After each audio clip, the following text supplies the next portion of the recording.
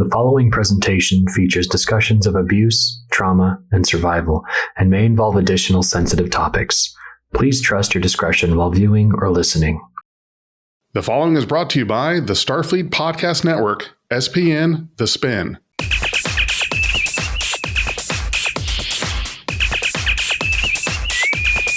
Red alert. Good morning, everyone. Welcome to another edition of Beyond Trek Podcast.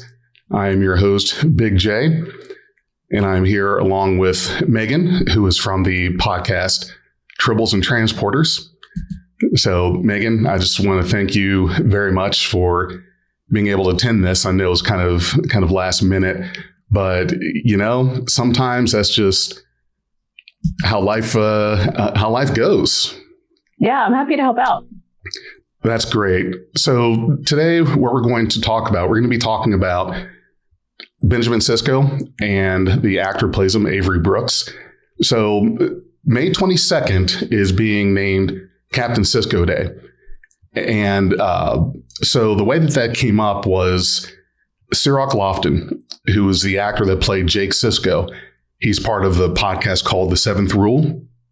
Well, himself and Ryan T. Husk, who's one of the co-hosts there, they took is when Sisko was named the Emissary, when he arrived to DS9, they took that star date and went back with it to establish this was the date. If you take the star date and go back, this was the date of the of that time when that happened. So want to jump right in and talk a little about Avery Brooks, the actor, and Ben Sisko, the character. And I've got some notes here, my trusty notes, because I am known sometimes for going off tangent, maybe a little long-winded. But before I do that, why don't we do this? Do you want to tell the audience a little bit about yourself and how Tribbles and Transporters became introduced with us and with Beyond Trek? Yeah, so my name is Megan. I'm one of the three co-hosts of the Tribbles and Transporters podcast. Just to give you a brief synopsis of our podcast, we're three Trekkie gals who grew up watching Star Trek, and we actually go back and review the episodes of the completed series. So the original series, TNG, Deep Space Nine, Voyager, and Enterprise. And on our podcast, I am the resident super fan of Deep Space Nine. So I was very honored to be asked to be a part of this today. And then we joined recently in with Big J and 4 other podcasts as part of the Starfleet Podcast Network. So we once a month put out recordings across that network, and we just sort of cross-pollinate between our podcasts just to get a wider range audience. So this was very exciting for me to be able to be a part of this with Big J today. And I really appreciate you doing that. And so for anyone who wants to see a little bit more about us, that's the Starfleet Podcast Network. That is the website, starfleetpodcast.net. You'll see some more about our podcast, Beyond Trek Podcast, Tribbles and Transporters, Highly Illogical, which is a really cool quiz show-based Star Trek podcast, and Trek Talk, which has a focus on the gaming side of Star Trek. So as we get started here, and what I want to do, and this is what we've got going on today, I'm going to talk about something that is really near and dear to me, that is kind of like what Sisko went through with the trauma at a point where he lived in the past and used that to shape and guide who he was and who he became. Before we do that, I do want to talk a little bit more about Avery Brooks and give you a little bit of background on him. So Avery Brooks was born October 2nd, 1948. He's an American actor, director, singer, narrator, and educator. So he is a man of many hats and talents. He's best known for his television roles as Captain Benjamin Sisko on Star Trek Deep Space Nine, and as Hawk on Spencer for Hire and his spinoff, A Man Called Hawk, and as Dr. Bob Sweeney in the Academy Award-nominated film American History X. Brooks has delivered a variety of other performances to a great deal of acclaim. He has been nominated for a Saturn Award and 3 NAACP Image Awards. Brooks has also been inducted into the College of Fellows of the American Theater and bestowed with the William Shakespeare Award for Classical Theater by the Shakespeare Theater Company. So, a big background in a lot of different things. And music was something that was filled in the household, because his mother was the first African-American woman to earn a master's degree in music at Northwestern University. So anywhere where they lived, she taught music. And one of the quotes he has here is, "Music is all around me and in me as I am in it," which I think is a very poignant statement there. Now, I want to give you an interesting little tidbit about his role as Benjamin Sisko on DS9. And I don't know if this is very well known out there, but he played part of Hawk in Spencer for Hire and then A Man Called Hawk. So got a little bit of trivia here for you, Megan. Okay. Do you know why Avery Brooks did not start out with the no hair and goatee look for DS9? I mean, I can only assume it's just to differentiate the characters. There was that. There was to differentiate the characters, and another thing, because the producers felt that he would look too urban with that. So, you've I know, right? You've got the first African-American man playing a captain lead on a Star Trek series, and he beat out 100 other actors from all racial backgrounds. And so, Yes, that is one hell of a feat right there. And he's perfect for the role. I could not see at all. I'm looking through some of his roles. I mean, there is no one else who could play that part. Like he embodies Captain Sisko. Right. And is like my favorite, like out of all the captains of the completed series, he's my favorite captain. Like I would gladly serve under Captain Sisko's command, like wholeheartedly. Well, and he was such a, such a different type of captain and leader, than Kirk and Picard, Janeway and Archer. Not saying that there's anything wrong with any of those characters, but Sisko really came off to me as that no nonsense, not afraid to punch Q in the mouth kind of guy. Right. And this was I don't remember the episode, but Jadzia was talking to Worf about, she wasn't talking to Worf. There was a conversation happening, I believe it was Jadzia and Sisko, that how Worf was intimidated by him. Now, that is, to me, I think that's a hell of a compliment. Like, isn't that, right. That's crazy. To intimidate a Klingon, yeah. To intimidate a Klingon, that is not easy to do. But Sisko could do that. And the other thing I like about the character is the portrayal and relationship with his son, Jake. Right. And as it shows something we had not seen before in Star Trek, and that is a single father, right, raising a child on a space station. So you have that dynamic as well with the character. He is a father, and all the things that he does in day to day with this post, with this command, he's got to be thinking about his son as well. Any issue, any problem, any attack on the station. Can you imagine what kind of pressure that would be for you to have a child with you while you're serving on an installation like that? Right. It would be intense. And the fact that he so loved his son, so wanted the best for him, that considered resigning from Starfleet at the very beginning just to be able to provide the best life possible in the best situation possible for his son. And then would drop everything. That didn't matter what was happening on the station. If something happened to Jake, he was out. He was going. He was getting to his son. And I love that. I love that the priorities were so laid out and so clear. and their love for each other was so strong. It was, and that was one of the things that was that connection between Avery Brooks and Sarah Lofton. They were like father and son, even off camera.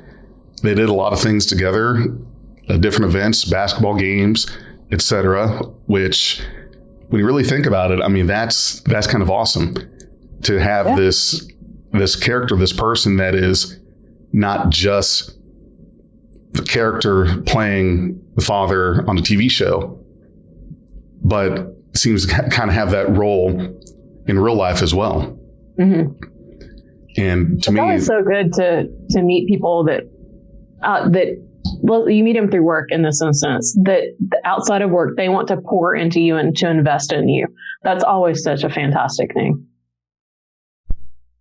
Making that investment is a big thing. So this is the thing that I want to get into, want to dive into. And what I feel is a big thing that we haven't seen in Star Trek before at that time that DS9 really came out swinging with was the trauma that Benjamin Sisko suffered during the Battle of Wolf 359 and losing his wife. Mm-hmm. And not just that, but knowing that the man responsible for that is someone that he had there face to face. And I think Sisko lived in that moment, and he was able to take that moment and to learn from it and to guide off of that and to not let it define everything that he is, but to make him stronger. Mm-hmm. Now, and that's what I want to talk about. And for our audience out there watching or listening, I want to give just a brief. There's going to be some personal things we're talking about here. I want to give a trigger warning just in case if there's anything that either myself or Megan are getting into in regards to any past traumas or life events that we're living in. Totally understand if you need to excuse yourself from the stream or the recording. So for me, this is my personal moment that I live in. And I had a discussion earlier this morning with one of the co-hosts with the Beyond Trek podcast. His name is Dag. And I told him, I said, so here's the thing that I'm going to talk about. It was my life in football. Now, when I was young, my path in life was kind of set out for me. It was, you're going to play sports, you're going to do football in high school, get a full ride scholarship to wherever you want.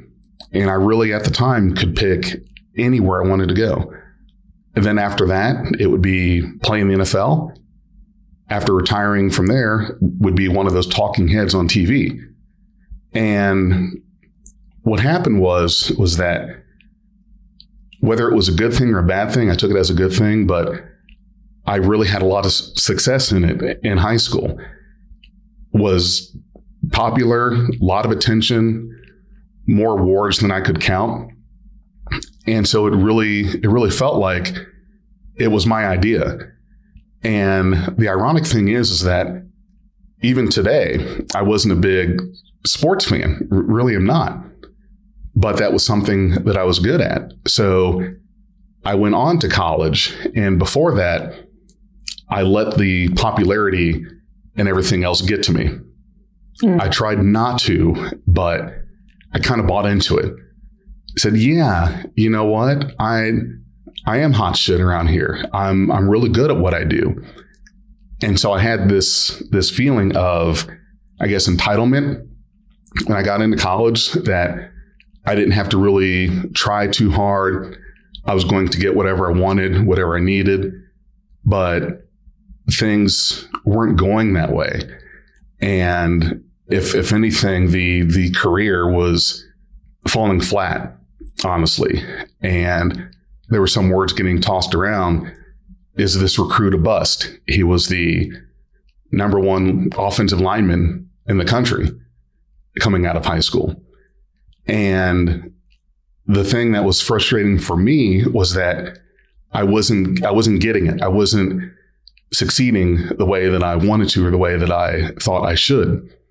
So I redshirted that first year. And when you redshirt, just to give you a little bit of background on that, it means that you get another year of eligibility in a sport. So you attend the games and you do the practice, but you don't play in any games. So as long as you don't play in any of the games, then that first year is like, it doesn't count, you know? And I got to tell you, that was a slap in the face, huge slap in the face, because I was expecting to play, to be a starter, because I was so good. I was cool. I was supposed to get all of this stuff. But then after my second season, I wasn't a starter. I was a backup. I had a chance to excel and to take that spot as a starter, but I wasn't good enough. And that was very hard for me to accept and to live with. And one of the things I did to start being able to cope with all of this is turning to alcohol. Started to drink and party all of these things away. So we go to a point where I had a shoulder injury. And it wasn't like a one-time kind of thing. It was a cumulative damage that had started in high school from playing. And the doctors at the time, I had to get a CAT scan, not a CAT scan, that's for your head. MRI, take a look at it. And the doctor said, so you have damage to the rotator cuff, muscle strains, tendonitis, all kinds of things. So the choices I was given was you could not get the surgery, not get it fixed, and have the chance of permanent damage. Or I'm sorry, the chance it would get worse. You could get surgery and continue playing, and if you re-injure it, there could be permanent damage. Or you can get the surgery, stop playing, and maintain your scholarship. So there were a lot of thoughts in my head there because I was 20 years old at the time. And at 20, the concept of permanent is kind of hard to grasp. Right. It's hard to grasp now. I'm a left brain numbers kind of guy. What is permanent? What is forever? And it's very hard to quantify that. And so I felt like, okay, this is not going well at all. The education I picked at Ohio State was to get a degree in broadcast journalism. And the reason I was doing that was because those were the steps: high school football, college football, NFL, talking head on TV. So I figured, well, I might as well get a degree in the kind of thing that I'm going to do, that I'm supposed to do, or have the, I can't think of the word for it. But anyway, I thought about the career that I was having, that it wasn't going well. So what I did was I picked the easy way out. I said, all right, I want to get the surgery. I'll stop playing, maintain my scholarship. And for me, it really felt like that was a branch off point that I think people can look back and think, what was the thing that caused you hurt and anguish in your life, and something that you regret doing? What is that point where you could have gone right, you could have gone left, and you picked one, and it completely had a different shape in your life than if you'd made the other choice? And the thing that's ironic there is that choice wasn't taken from me. I made it. I made it myself. And even to this day, there are times where I regret it.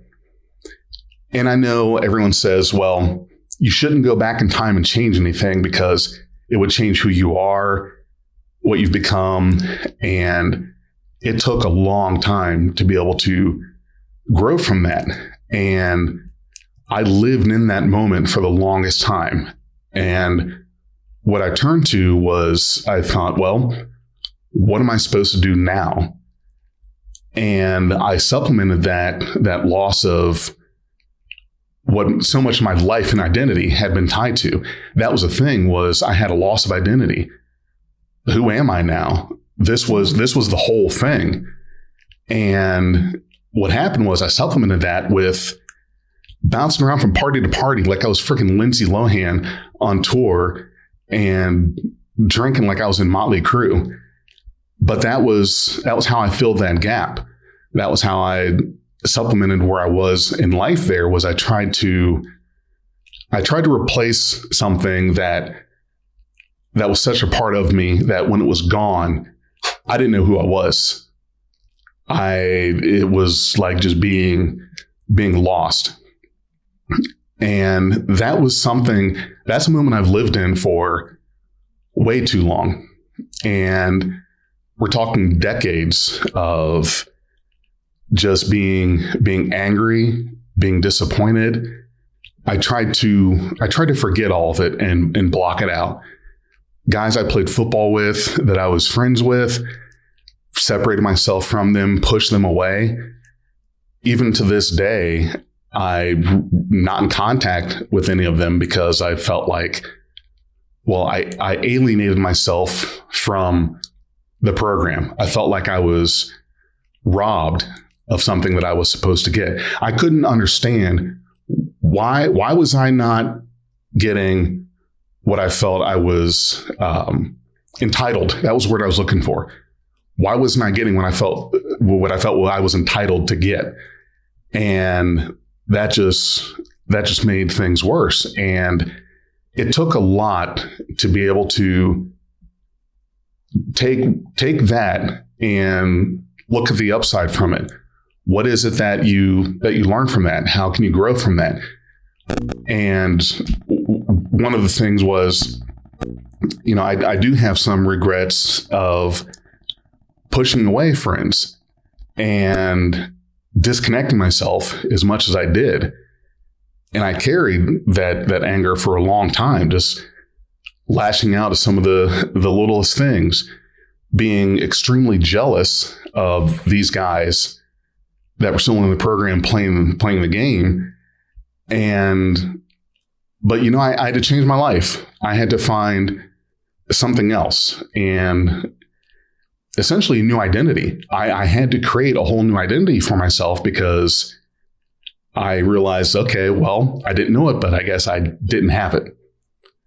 And so that was something for me that was like Sisko's moment in trauma that he lived with and stuck with for too long. And I did the same. But talking about it is a good way to own up to it and to be able to, it's a good thing to not hide from it and to not keep that distance, because you take the power away from it when you talk about it. And one of the things that really resonated with me that I was told at one point, and this was when I was just about really kind of drinking life away. That was my coping mechanism. I was told, with what you're doing, how you are, what you've gone through, it's not your fault. And that was, I didn't know if I was ready to accept that, because in my mind, I said, well, it kind of is. This is my fault because it's not something that was like a career ending. Your only choice is you have to stop playing. You're gonna die if you keep doing it or whatever.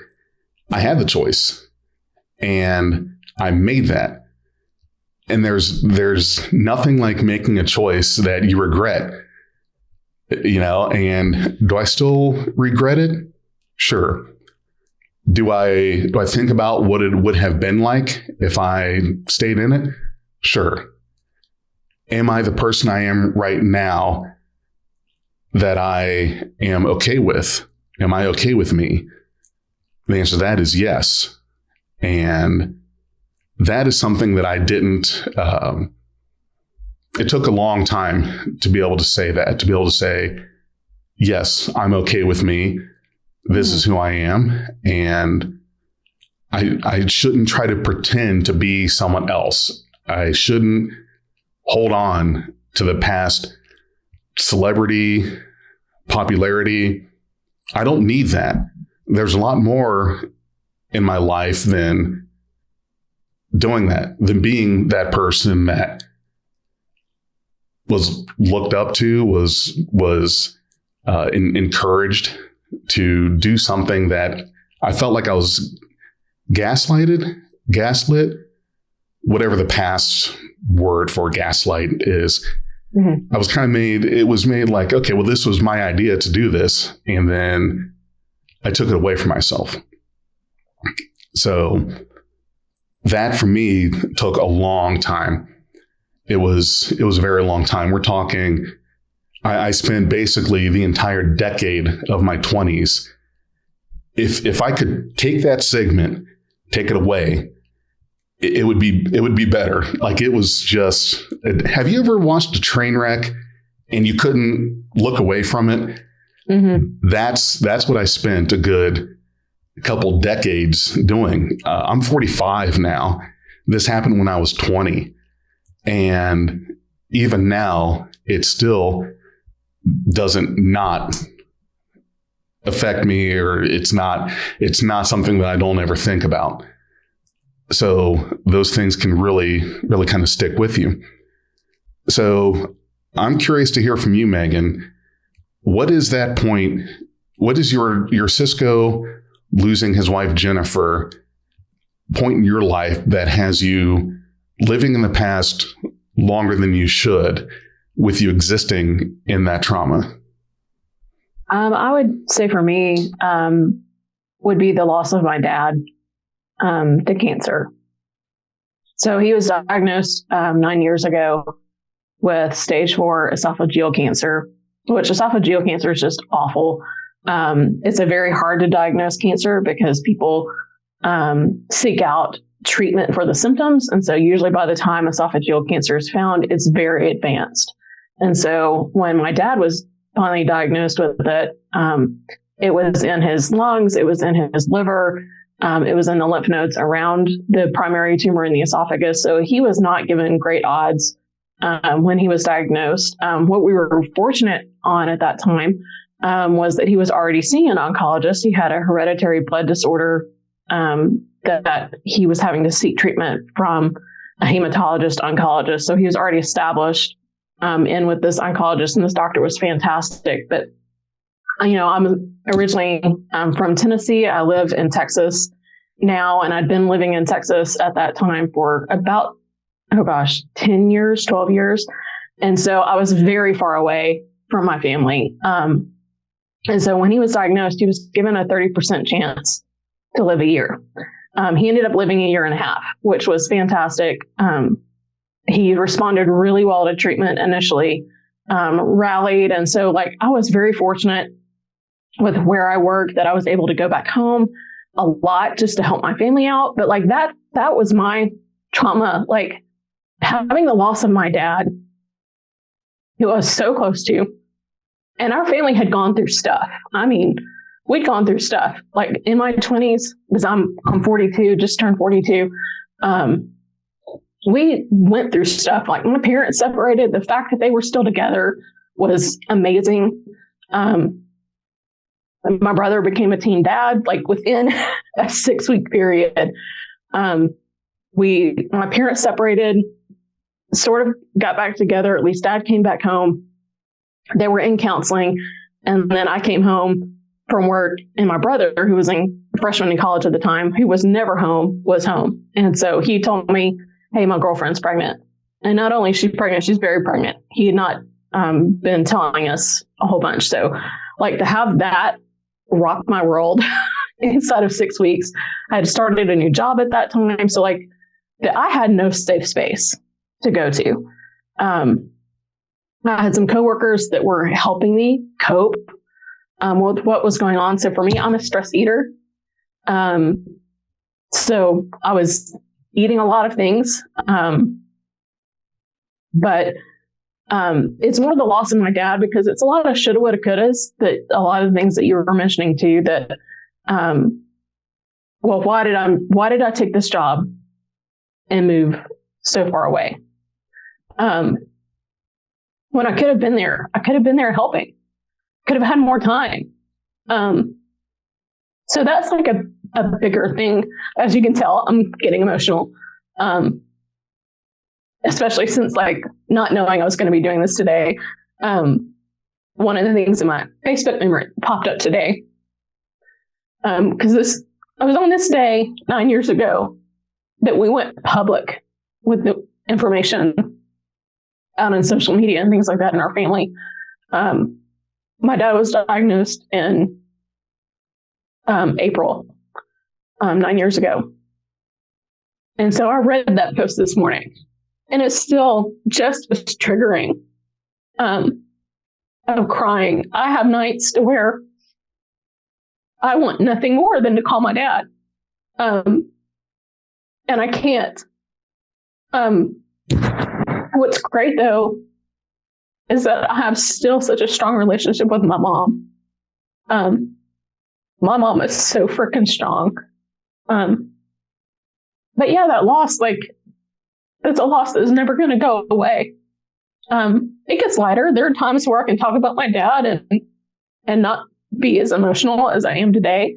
I'm so grateful that I had that close relationship with him, that I still have a close relationship with my mom. But it's hard. It's hard when that's gone. So that's more how I relate to Sisko. It's in that loss of that person that's no longer there. That you don't get a do-over. You don't get to go fix things that happen in that relationship, ways to improve that relationship. That's gone. And so one of the things that I've done, and to help others, because as unfortunate it is for me to go through that, I've also had a lot of friends go through that. So it's more of knowing how to walk along with them in their journey navigating this, to be an encouragement for them. Because the unfortunate thing too is when you're walking this path, you have so many well-meaning people that say such awful things. And they don't mean it to be awful. But in that moment, it's awful, because you don't know where this person is that you're telling this to, where they are in their emotions that day. And it can be so well-meaning, but it can be absolutely horrid on the receiving side. So it's more like, I've learned what not to say. There's so many trite sayings that I've learned what not to say. And at most, I'll tell somebody, I've been exactly where you are. I know exactly what you're going through, and I am right here for you. And that's it. So like, if you're having someone that's navigating this, or if you're navigating this, like, holy moly, I'm here for you. Like, I get it. I know exactly where you are. So that's more like where I've been, is navigating 8 years without a parent. And I will say it does get easier. It does.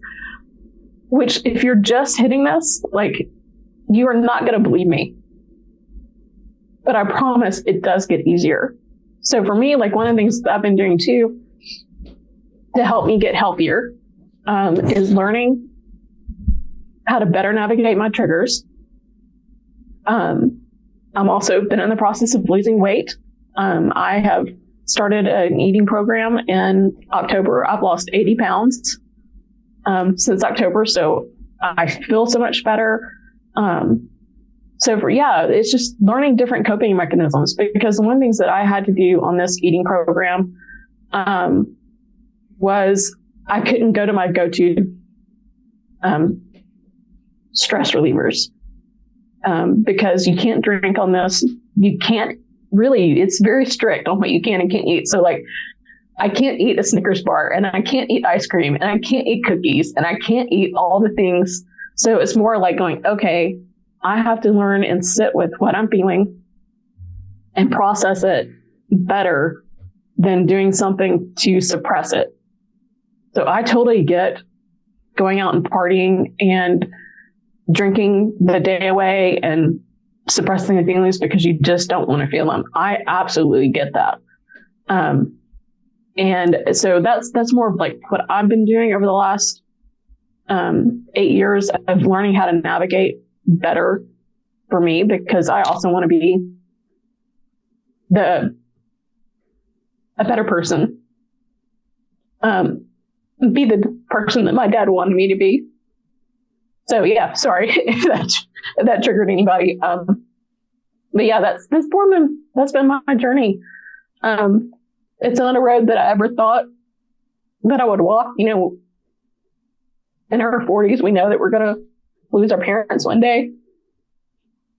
I didn't think that would happen quite so soon. So, especially if you have a great relationship with your parents, you want them to live forever.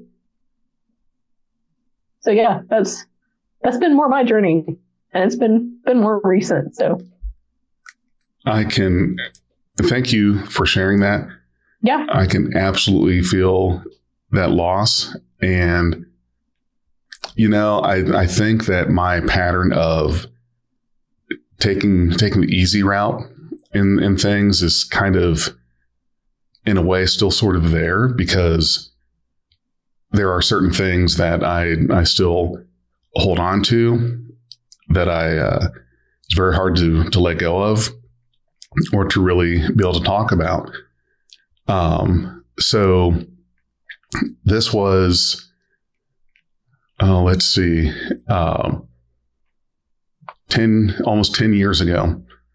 So at the time then, I had a son. His name's, his stage name's Nacho. He does some stuff with our podcast.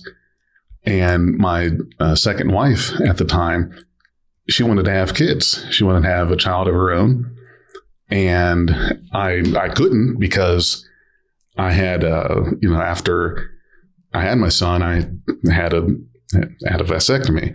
Can't think of any good way of saying that besides that. But basically, we talked about it a lot, and I was really resistant to the idea for a while.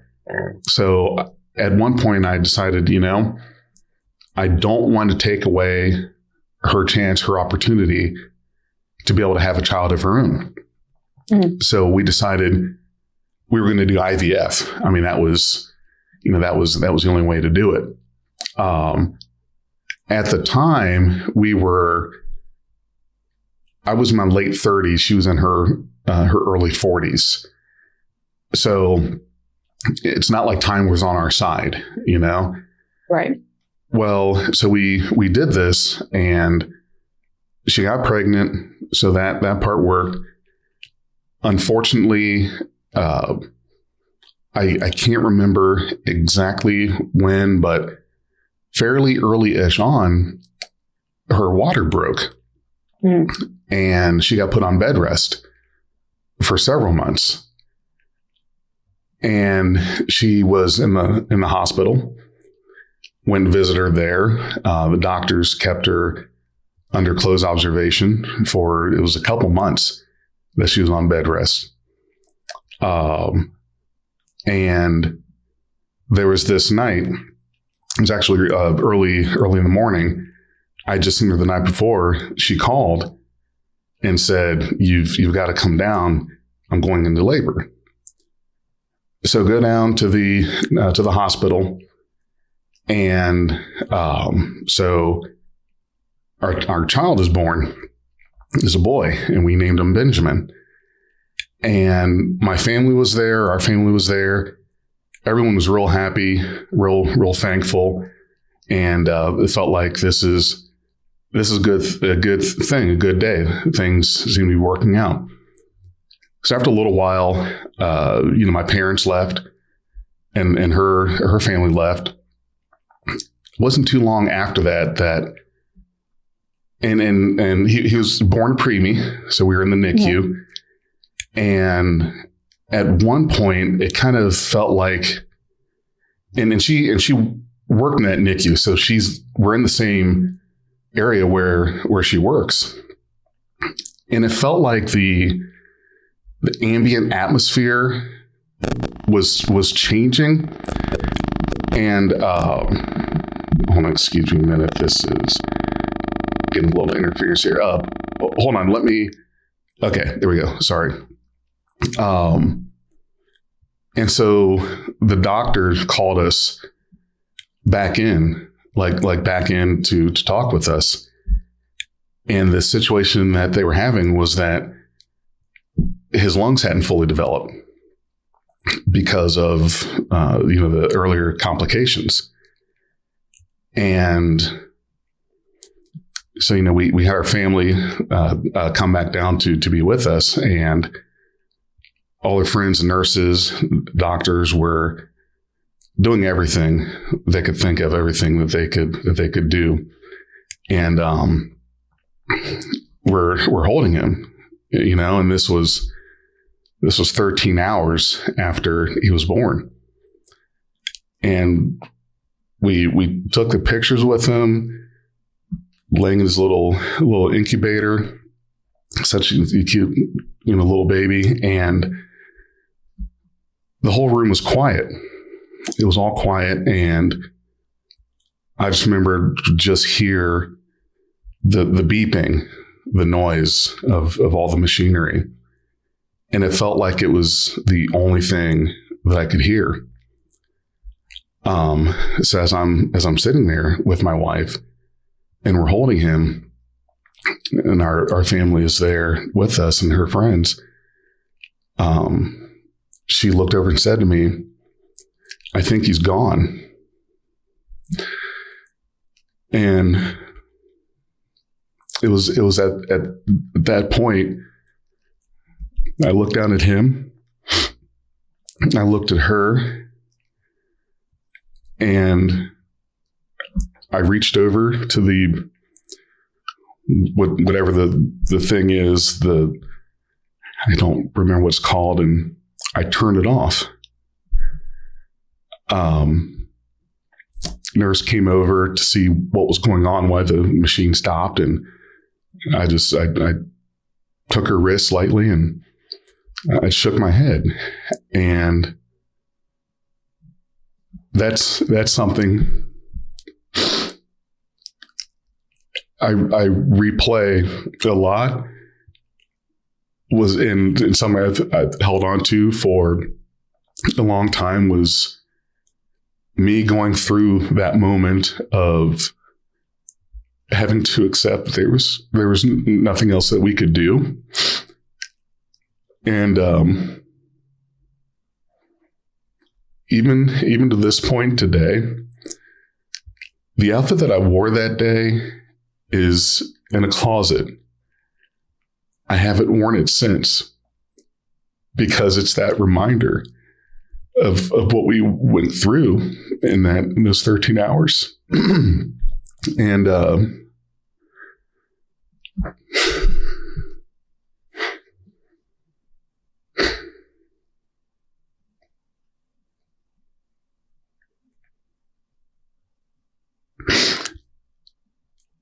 it's, when you talk about having that loss and being able to talk about it is very difficult, especially when it's something that you hold on to like that. And there are times where I guess I feel a little guilty, but don't know why, because I feel like I'm the one. He was gone, and I'm the one that had to accept it and turn the machine off. Yeah. And that wasn't easy. That wasn't easy. And even now it gets me. Yeah. Yeah. Not long after that, see, my mom, she had different health issues and complications. And so this was 2 years after, and we had done IVF again, and we had our daughter. And she was healthy, healthy baby. And I remember there was this night, we were at my parents'. We were visiting my mom and dad, and we had my my son with me, and she's holding the baby, and it was just felt like a standard Saturday, standard weekend with the parents, and we left to go home. Told Mom, we'll catch you later. It was nice to be able to spend time with you. So she was sitting there on the couch and had a lot of time being able to hold the baby. And the next morning, the phone's ringing. Getting a call early in the morning on Sunday is not good news to start with. And when I saw that it was my niece, who, nieces don't call you. Right. They'll text you. And she called, and I knew right then something was not right. And I remember that to this day. Uncle Jeff, something's wrong with Mama. Mm-hmm. She's not awake. She's not moving. So in a blur, I get up and get in the truck and speed over here. And it was surreal. It was all surreal as the EMTs were there, and they're trying to resuscitate, and took her to close by hospital, and she didn't make it. She didn't make that, and I felt like just the night before we were talking to her, she was holding our baby. Mm-hmm. And what happened was, in the span of that time, after we left, my dad said he was sitting on the opposite couch in that room, and she looked like she just, was kind of falling asleep. He kept asking her if she was okay, if she needed to go to the hospital or anything like that. And basically, he sat there with her all night and watched her fade. And to me, with that, I feel like, and we all feel like she's still there watching over us, because I've got to tell you, my daughter, even though she was 2 months old at that time, she's so much like my mom, it's scary. And I tell people this, and I know it sounds crazy, but the best way I can describe it is, like, she transferred her Contra to my daughter, because those were her last moments. And after holding our daughter, that's kind of when she started to fade. And so I know how you feel with feeling like, how much time do we have left with a parent or with a loved one? Right. And for any of you there that are listening or watching, one of the biggest takeaways we can give you from a story like that is, don't squander that time. You just don't know. Sometimes it happens suddenly. And especially with your parents, because that's the thing is, once they're gone, That's it. Yes, they're gone. And you don't want to live in that regret that I could have done more or seen them more or anything like that.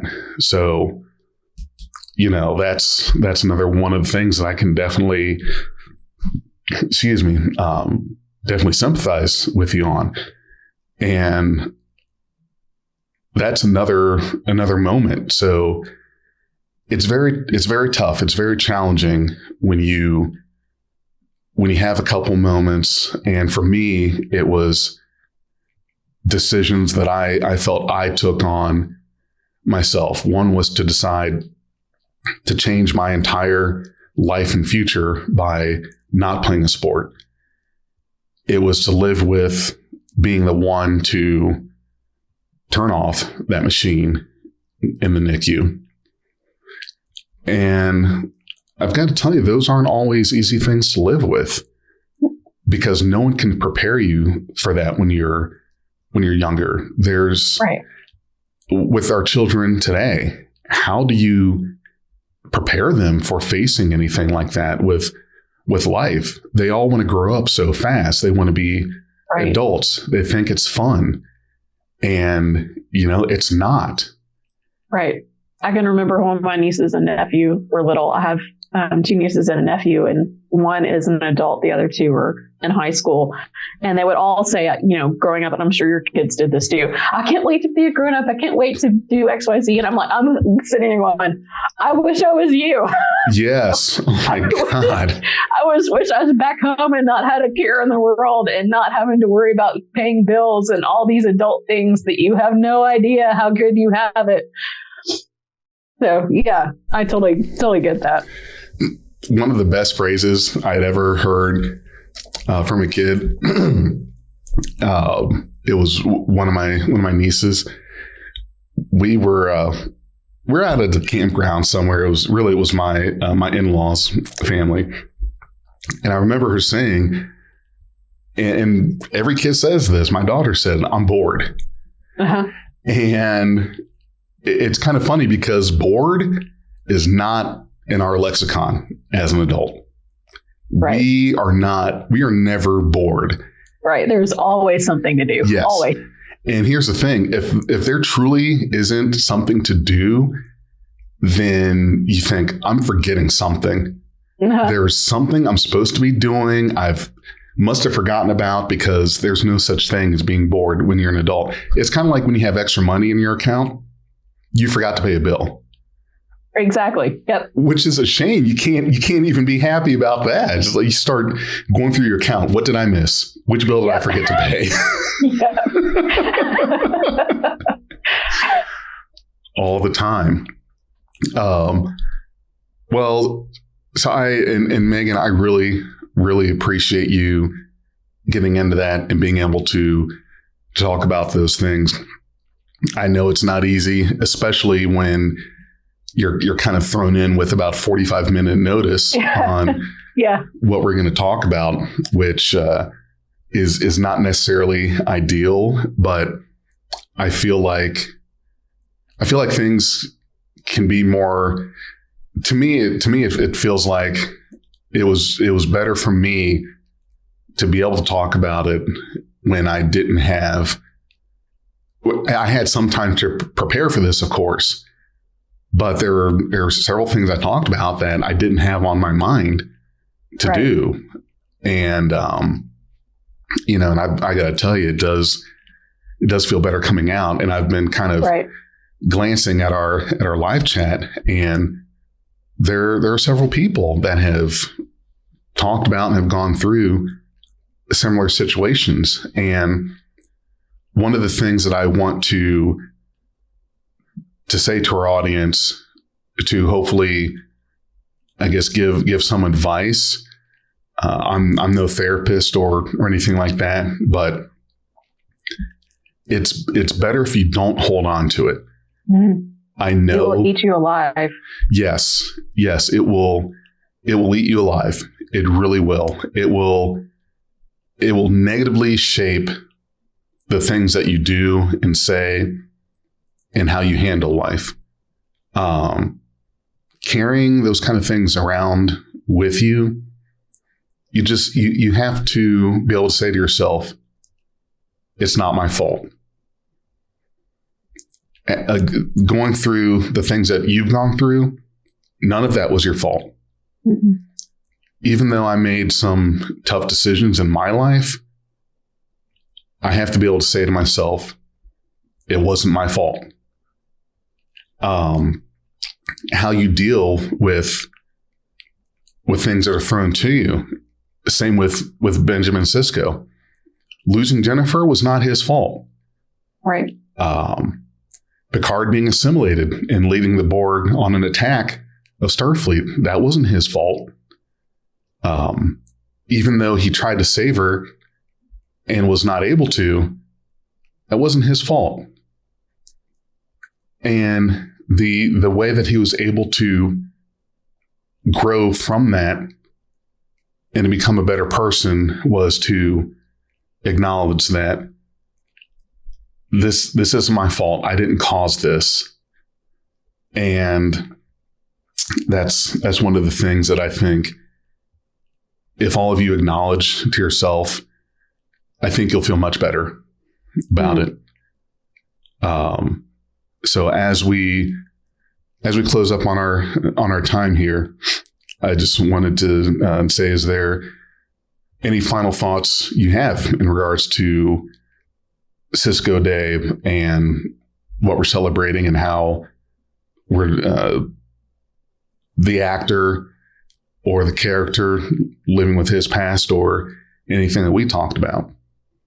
I would say for the Benjamin Sisko character, for those that have watched Deep Space Nine, which hopefully you're a huge fan of that too, I loved the development of that character and how, because you're just thrown into his tragedy in that first episode of the Emissary, but how him finally dealing with that tragedy, and it's how it's expanded and shaped him over the 7 years of shows that we got to see, to where I think if you had asked him at the end of that show, or able to ask that character, looking back at where you started 7 years ago, did you think you would be where you are today? And his answer would have to be no, because he was still so stuck in that tragedy. So for him to acknowledge that tragedy, to work on himself and do the mental health work that he did, along with his friends that were alongside of him. So I'm a huge advocate of mental health and getting help, and get help, keep searching until you find the right person that can help you. So that's what I enjoyed about that character. Because he had such great growth over those years to become the leader that he ended up being, to fully accepting being the emissary of the Bajoran people and what that entailed. So and for him to find love again and all of that. So that was just a fantastic overarching thing for Sisko for me. So I'm glad that this day is happening. Yes, absolutely. Me too. And as we close up, for those of you out there, just want to let you know, so Sisko was able to forgive Picard for what happened, and all of you should be able to forgive yourselves for what you've gone through, and just remind yourself that it wasn't your fault. Right. And forgiveness is a journey. It's not just a one-time thing. It's a journey. It is. Thank you, Megan. Again, thank you, everyone, for listening and watching to us. And again, I'm Big J with the Beyond Trek podcast. Was here with Megan from Tribbles and Transporters. If you'd like to see some more about our respective podcasts, learn some more about us, see some more of our content, please visit starfleetpodcast.net and, enjoy. Everyone, have a great rest of your day and enjoy Sisko Day. Yeah. Thanks, guys. Goodbye. We are Beyond Trek Podcast. Lower your inhibitions and surrender your ears. We will add inspirational and hilarious Trek content to your day. Your attention will adapt to subscribe to us. Resistance is futile.